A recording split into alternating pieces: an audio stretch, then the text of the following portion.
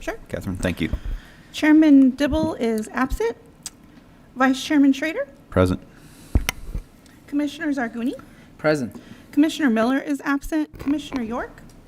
Here. Commissioner Gonzalez. Here. Commissioner Mandel. Here. And Commissioner Salazar Garza. Here. Quorum established.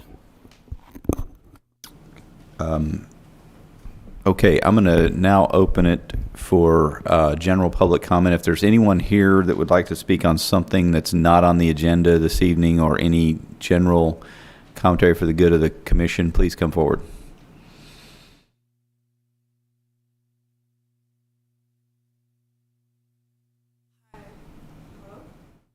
Good evening. Hi, I'm Shireen Del-Suz. I live at 6030 Tapestry. I'm speaking on an issue that's not necessarily on the agenda, but will be on the agenda this summer and probably before then. I'm here to emphasize the importance of protected bike paths. We don't have any protected bike paths in Corpus Christi. And I have a video that really summarizes why we desperately need that. So if that's possible, can we please play the video?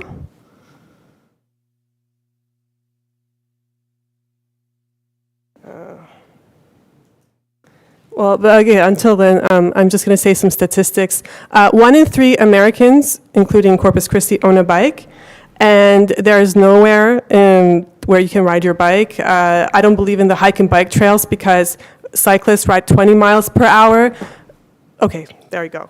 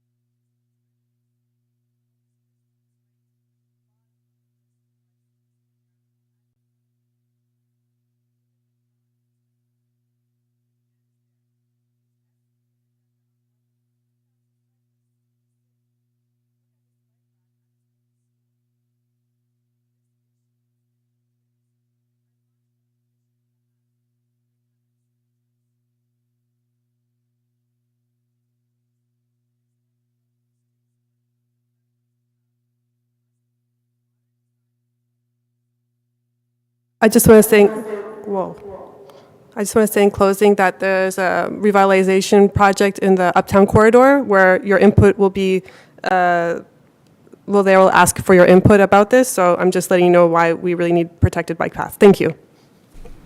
Thank you. Do I have a motion for approval of absences from the prior commission meeting? I make a motion that we pass the from last. Back on that. I make a motion that we pass that as you just said. Approve the absences.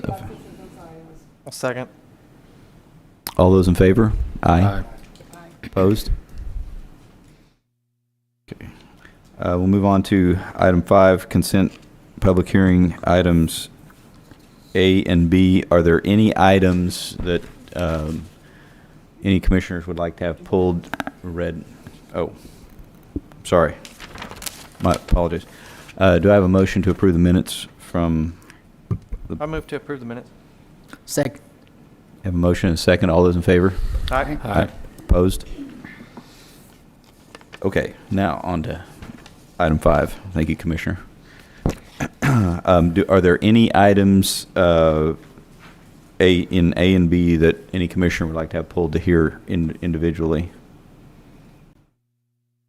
Okay, hearing none, please proceed with consent agenda.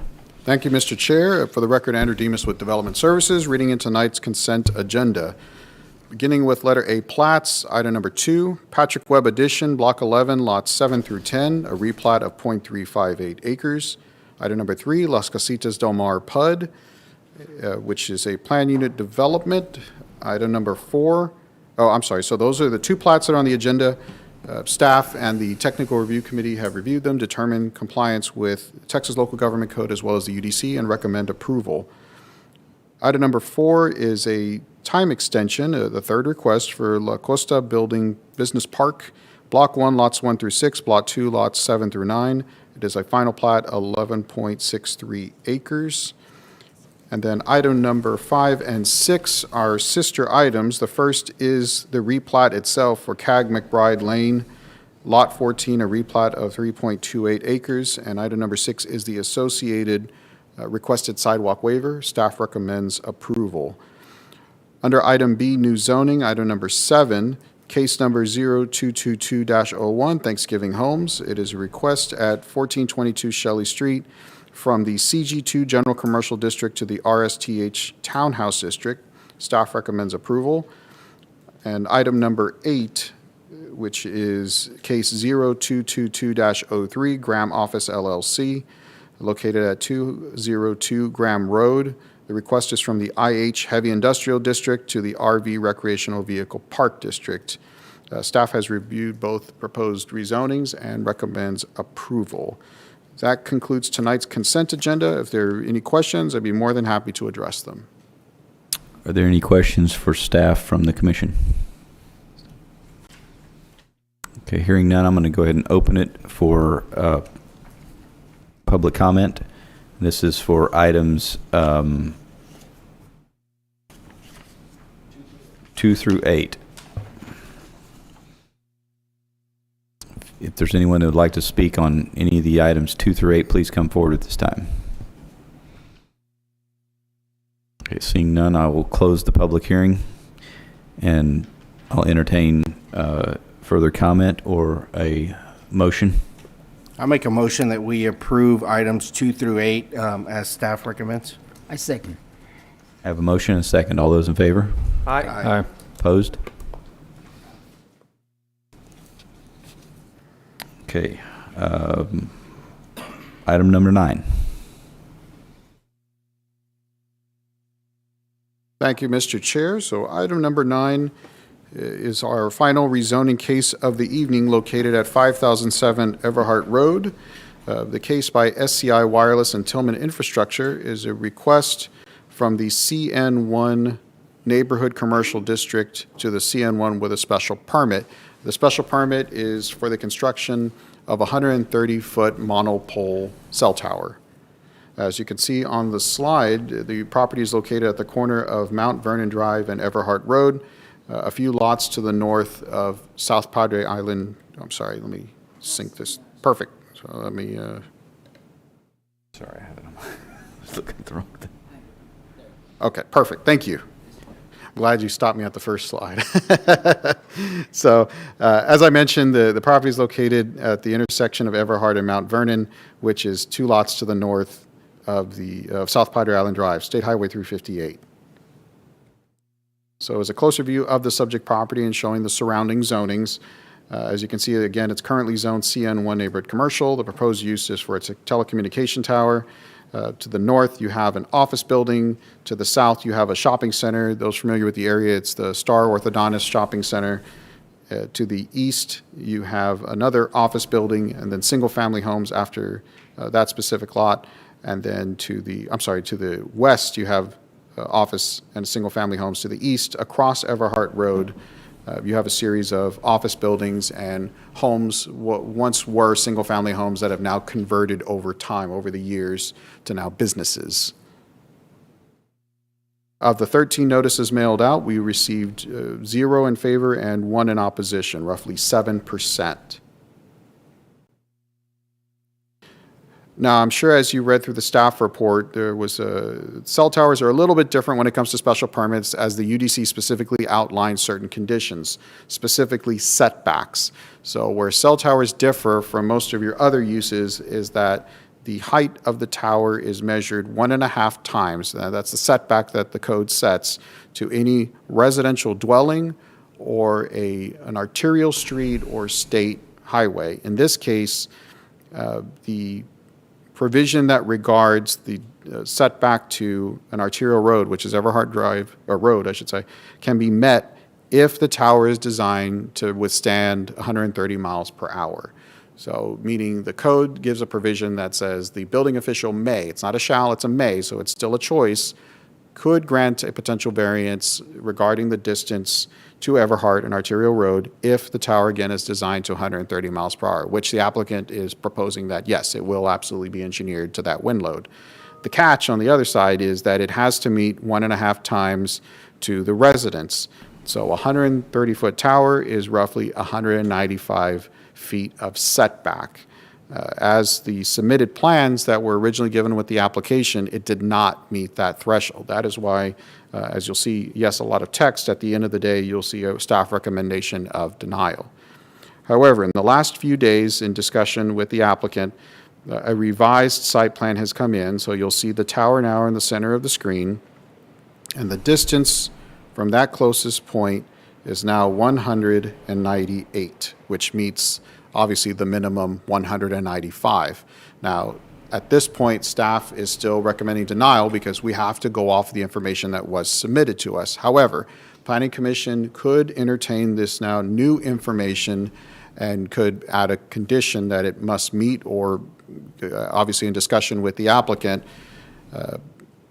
focus and ensure that, yes, the tower will be located and the special permit will be bound to this site plan, so it couldn't shift after the fact. So that option is at your disposal as part of your deliberation process. And if there are any questions, I'd be more than happy to address them. Okay. For the record, I failed to note that Commissioner Mandel is abstaining from this item. I just wanted to have that in the record. Okay. Commissioner York. Thank you. So one, just to clarify, you said that as a condition, if somebody makes a motion to approve this, we could put a condition that it must meet the minimum required spacing from a residence? And 195? actually, and I would, and just my opinion, take it to a degree further, it has to be bound by the latest site plan, meaning the original site plan submitted with the application did not meet the 1.5 time distance. The updated site plan that we received this week after everything had been mailed out, you could bind it to that specific site plan that will go in the ordinance to say, yes, the tower must go here in order to meet that requirement. Understood. Question I had, I thought, so this is all with respect to the residents. I thought when I read this earlier in the week that it was with respect to the right-of-way. It's both. So Okay. there are two 1.5 time setbacks at play. The first is if you have a state right-of-way or a right-of-way at the arterial standard or higher. That's 1.5 times. The other is distance to a residential dwelling, not a property line, not the edge to the actual structure itself. That also has to be 1.5 times. Now, the code says it has to be adjacent, and technically, this home is not adjacent on the very next property. However, it still falls within the radius. So staff can still have the opinion that if that building wasn't there or if that building was demolished tomorrow, you could have a house within that 1.5 times. But luckily, the applicant did have the room to shift the tower over. They are designing to 130 miles per hour, which means the building official may potentially grant an administrative variance from the right-of-way, but only the Board of Adjustment could grant a variance from the residential dwelling. But with the tower being moved and the Planning Commission elects to bind this special permit to the site plan, that action wouldn't be necessary. Okay, thank you. And for the right-of-way, what is the spacing with the new site plan? And I'm sorry if you showed us that, I didn't catch it. Yes, it's 198 feet, so the threshold. Not to the residence, to the right-of-way. To the right-of-way. Because it looks like they scooted it closer to the to the highway. Yes, it moved about, 20 some odd feet, so I don't believe we covered that margin since they were designing to the 130 mile per hour threshold. But it's still It's still much well less. within the 1.5 times. I would say it's probably maybe 100 feet Okay, or so, maybe just over 110 feet. okay, thank you.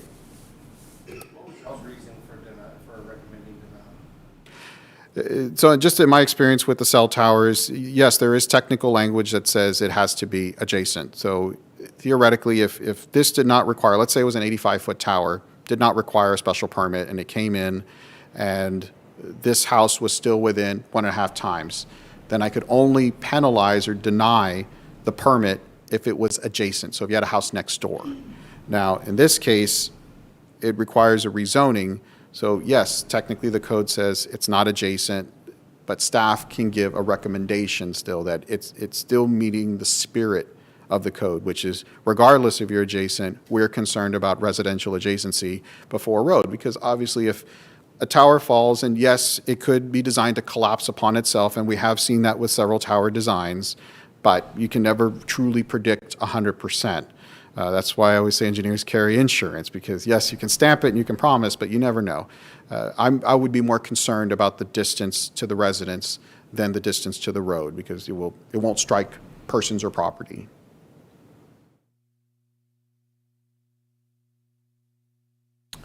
Anybody else before I open for public comment? I have one question. Was there any discussion about potentially a shorter tower? Or I'm presuming for what it needs to cover that they're insisting on this height. It's because it's a relocation. So in my conversation with the applicant, this is not truly a new tower. Another tower in the area is being removed, and this is a relocation. So to maintain the signal strength and the data streams for service, that is why they're keeping the same height as the tower that's being removed. Okay, thank you. The tower that's being removed, where it's coming from, or where you're removing it, where is that located? How far of a distance is it from where they're wanting to put this one? Just on the other, I believe it's right next door to the Chick-fil-A, just to the south of SPID. So if you're at Everhart, there's a tower. Everybody sees it, you probably forget that it's there, but there's a tower in the Best Buy parking lot right next to the Chick-fil-A. That is the closest.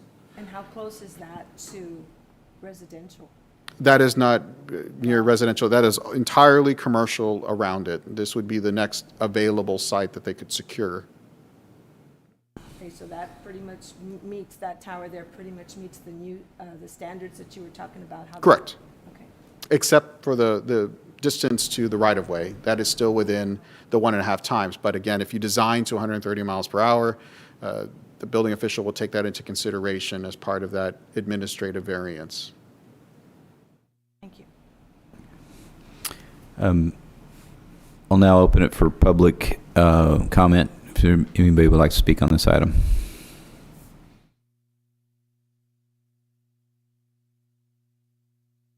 Please state your name and address, please. Sure. Mr. Vice Chair, members of the Planning Commission, my name is Greg Ferris. I reside at 144 South Bay Country Court in Wichita, Kansas. I'm here today to represent Tillman Infrastructure, AT&T, and SCI Wireless. Thank you for allowing me to come forward. I apologize. As I went through your code, it stated that we only needed to have that setback from residential if we were adjacent. We weren't adjacent, so I didn't worry about that setback because we were well in excess of a 1-to-1 setback. Received an email from your staff on Thursday, excuse me, that said they were going to recommend denial because we were too close to the residential. So that's why we got the site plan after your mailing, because I didn't find out till Thursday. So I apologize. We have no problem moving. It's within the compound. We actually had moved it to that end of the compound to get further away from the street to kind of help mitigate that distance. But with the staff's comments, we are more, they were more concerned about the residents, which is fine with us. It's very easy for us either way. It makes no difference to us, where as long as it's in the lease area in the compound, which it is. This is a very unique situation. I do these all over. I don't think I've ever done one where they actually lost the lease. It's actually on the Chick-fil-A property, and Chick-fil-A has said they don't want to continue that lease. The lease is expiring in a few months, and so AT&T needed to find another tower. So we're directly across the highway at this location, and it was, what happens, so they send someone like me, I didn't do this one, they send someone out to find a location. We talked to various folks and see if they were interested.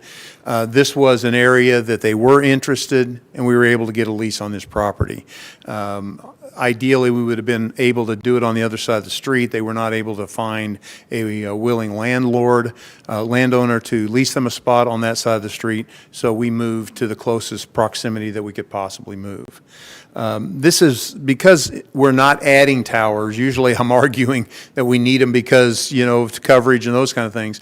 We're not adding any towers to your community. We're actually taking down I think that looks like about 140-foot tower, and we're building a 130-foot tower. So we're actually coming down. You have highway lights along there, so it will blend in nicely to that area, as well as we can blend in cell towers. I'm not going to try to pretend that cell towers are, beautiful architectural designs and that we all ought to love them, but we do need them.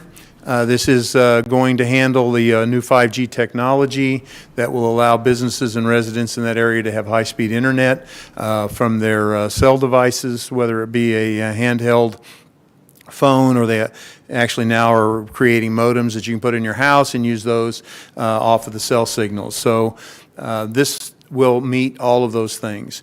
I believe as I went through, and I'm not going to go through in detail, but you have my outline. I went through your entire code, and I believe we meet all of the criteria of the code except the setback from the arterial, because we've submitted a letter from the tower company, from Sabre, who actually is building the tower, saying this tower will withstand 130 mile an hour, that we should be able to meet the criteria of your code. So with that, we would appreciate today, we're kind of in a time situation because that tower is going to be removed. We would like to be able to move forward with this tower. We think it's a good location. It's not a perfect location. We think it's a good location. We think it meets the criteria of your code. We think we have done everything we can to mitigate any of the issues that might be. We have no issues with you making a motion that it would correspond to the latest site plan, because that's our intention now once we've submitted that to the city. With that, I'd be glad to answer any questions that you might have.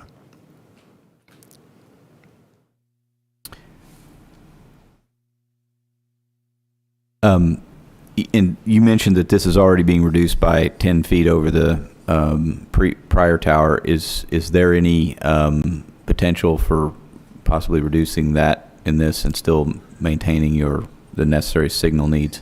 If you look at that tower that's there, if you go by there, you will see the antenna array is not at the top. There used to be somebody at the top. I don't know who it was. They probably have already gotten off of there because that tower is going away. And they may have gone on a tower that's we actually looked at a tower that is about 2 or 3 blocks to the west. That is right almost in someone's backyard, so it's much closer to residential than we would be. But that tower is now full, so they must have gone off of that tower. So we are really at the same height, even though that tower will be shorter than that existing tower, because we weren't at the top. So if if it's a very important to you that we do 125 foot, if that's what you approved, then I would take that back to them and say that's what was approved.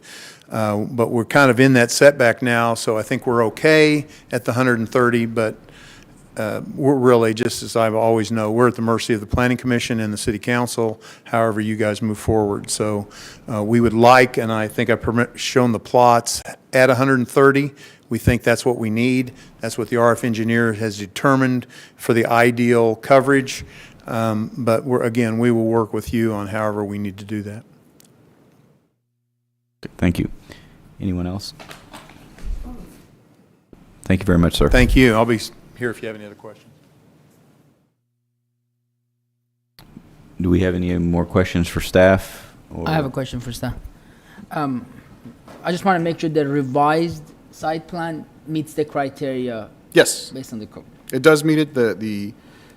And again, I always have to preface that technically the code says, as Mr. Ferris mentioned, it's adjacent. So he technically met the code before, but our staff opinion is that it would still meet the requirement of the code, which it does. So it meets the absolutely the requirement to the distance to the residential structure.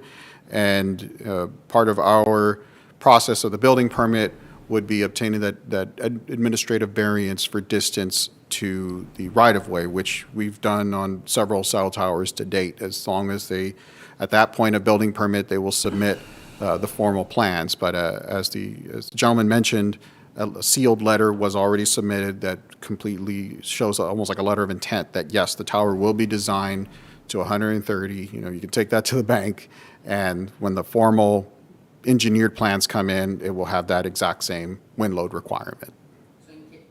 So in case we decide to approve this, we can condition it subject to this site plan, like you mentioned? Yes, absolutely. So there's no changes or later on? Correct. Problem. Okay, thank you. Just a comment, I know we talked about the site plan, but just someone working in this industry and doing design and things, you never know what comes up and things could shift. So again, it's just my opinion, but I'm a little more inclined to make the contingency that they have to, meet or exceed the 195. They're at 198 now, but you never know. Something happens, they got to slide it over a foot, then all of a sudden it doesn't work because of the way we approved it. So I think I would prefer to just say they have to meet or exceed that. But the applicant is happy with the site plan, right? The one that they provided? Yes, the most there. recent That's what they that said. we I mean, received. we don't know if it's been fully, I don't know, can we ask it? Has it been fully engineered and it's good to go, can go up, there's no issues? Again, Greg Ferris. Yes, we did have, now, we didn't have the surveyor go out there and shoot the coordinates, but we did have our engineer actually measure within the compound and know the distance exactly. So he's the one that, and the site plan actually shows the distance at 198. If you want to make the motion that it be, we don't have any problem with that. So however you're comfortable making a motion to approve, we're satisfied with that. Thank you. Thank you. If I might just say, the motion might say that it meets the 150%, because we might then, if we did come back in at 125, and I'll mention to them that maybe they should do 125, then we wouldn't be at 165, 198, we'd be down a little bit. So if you say, make the motion that we would meet the 150% as written in the code, we'd be real comfortable with that. Okay, thank you.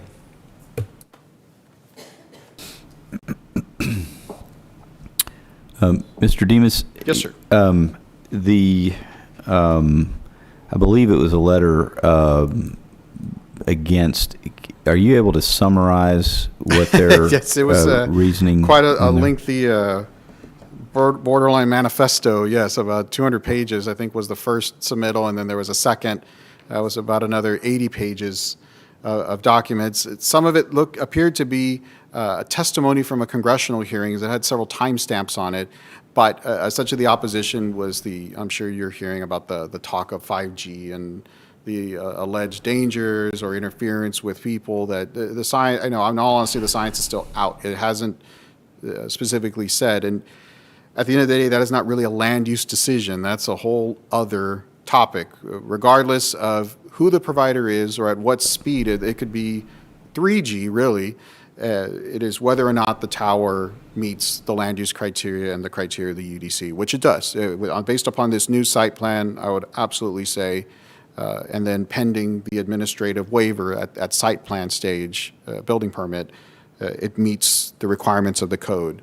If council wants to get into that talk someday about intensity of signals or the RF layers, that's a topic. I would say it's a topic for another day. It's Now not that's what I directly- was looking for, was whether I couldn't find anything that was related to our issue. I just wanted to make sure there wasn't something I didn't see. And then I think the other thing it wasn't clear to me on whether this was attempting to represent someone within the proximity of the tower, a resident. No. No. Okay. The notices, of course, went to, I Right. believe the gentleman that submitted that letter, his father, is the single-family residence in question. So he represented his father as far as, I guess, a representative of the property to say that they were opposed, but it by no means is his property being rezoned or any part of the actual case. He's just Right, but within- that is the property that is in question as far as adjacency is actually the supposedly this was representing that particular Correct. individual. Okay. Thank you. Yes, sir. Okay, are there any other comments, or is anybody interested in making a motion on this item? I'll make a motion that we recommend approval of the zoning contingent that the tower meet the 150% spacing requirement to a residential structure. Did I get that right? Yes, sir. I have a motion and a second. All those in favor? Aye. Aye. Opposed? Motion passes. Thank you. Thank you to your staff for helping through this process. Thank you. Okay, let's see, I believe that's all of our items. Do we have any future agenda items that we need to discuss? Director's report. Good evening, Nina Nixon Mendez, Assistant Director. The Planning Department provided two flyers for you this evening. One announces the survey related to the Uptown Corridors Revitalization Strategy. The survey closes on February 20th, so I encourage all of you to take the survey and certainly share the information with your friends and colleagues as well. And secondly, the Planning Department has announced a small-scale development lecture. It is via Zoom platform on February the 17th from 6 to 8 p.m. Registration is required. It is a free seminar, but there is a URL, www.creatingcc.com/incdev to register. So again, if you could help us spread the word regarding this exciting opportunity. Thank you. I do have a question, I guess, a comment related to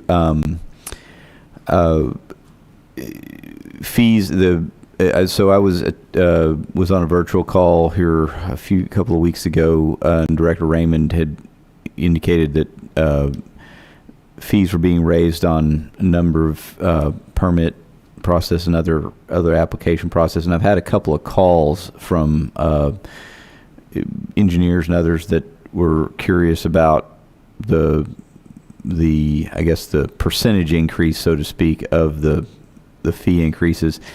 And I thought, is there anything in the works that's kind of speaking, just kind of that you all would be putting out on kind of rationale for fee increases, how long it's been, and why the percentages are what they are? Yes, in fact, when we presented the fee increases to council, I mean, many of the fees hadn't been raised in 10 to 15 years. Again, we do have the fee schedule posted on our homepage, and we have a phased-in schedule. So for the fees that were increased, it's 10% this year and then 10% in 2 subsequent years. And for the new fees, those will begin in March. Okay. But you're saying that the increases are only phased in. 10% on, because I was understanding that some of them are quite, This year, 10%. okay. But that's the raised fees.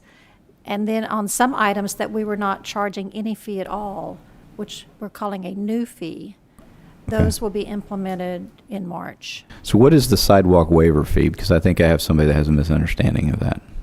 Sidewalk waiver fee is so before, the way the structure was is that you submitted a waiver to the city for your plat. For instance, CAG McBride, the case that was on the docket, submit a waiver request and you pay, it was a relatively small fee. And then it went from, of course, Planning Commission if it was sidewalk, and of course, if you were asking for a waiver from wastewater, including the fees, it would go all the way to City Council. What we have broken it up into is that any waiver, regardless of its sidewalk, wastewater, road construction, what have you, it is just a flat fee. If you're asking for a plat waiver, this is your fee. And then if at the time, now that the amendment has passed, we can administratively determine wastewater fee decisions. Before, if you wanted to then take it to the next step and it went to City Council, that was an additional fee. So the one, we streamlined it that you no longer have to go to council for wastewater fees, and then two, instead of having 5 different waivers, it is one flat fee of $800 to ask for a plat waiver. Okay, I think that's something that they're not understanding. If there was something that kind of summarized, previously you were paying this much because they're telling me it went from $35 to $800. But what they're talking about, they're not adding up the subsequent fees that they would have had to have accumulated it through the whole process. Is that accurate? That's one piece, and then we essentially created a new, I wouldn't call it a new fee, but a consolidated fee of all the various waiver types. Right. So it wasn't just a wastewater fee or a sidewalk or what have you. So yes, sidewalk, just a pure sidewalk waiver used to be $35, $38, much like a time extension. I would say one of the primary motivating factors is that now that Al's been with us a few years was looking at cost recovery. And I know that's can be a dirty phrase at times, but it's saying that if it's costing staff X amount of time and dollars to produce a product, that was to set the bar. It wasn't by any means to price gouge or to collect. The idea was first we need to meet cost recovery, and then two, the various percentages that you've seen in that fee schedule add-on for administrative, that is what pays for our technology. So I'm sure you've heard about new Infor coming out, new software queue list. When you walk in, you'll be able to log in on your phone. That's how we collect the funds for that, is that technology fee. So you will see an increase of fees, as Nina mentioned, of 10%. That was initiated, I believe, October 1st, and then we rolled out some later, much like we did with trees in November. Those are any existing fee that grew. Any brand new fee that had never existed before is what goes live in March. Okay, thank you. Yes, sir.